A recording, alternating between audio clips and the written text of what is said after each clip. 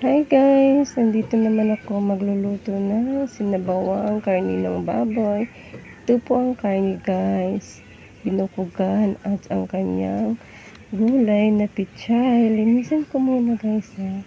Tapos naglagay ako ng tubig sa kaldero.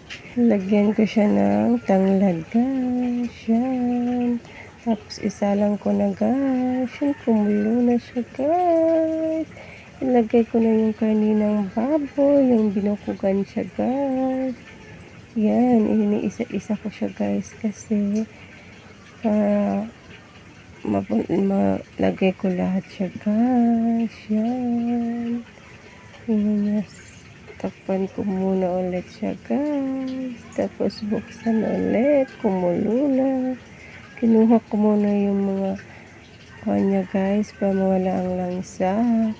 Tapos i-mix ko siya guys, then nilagyan ko na siya ng pangpalasa, ng sarsa niya guys, at saka asin. Nakpan ko ulit guys, binuksan, yun, kumulo na guys.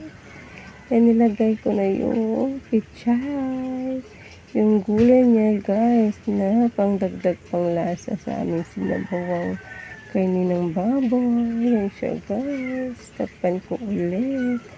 Binuksan ko ulit guys. Wow! Yan guys. Tapos na ang aking sinabawang karne ng baboy.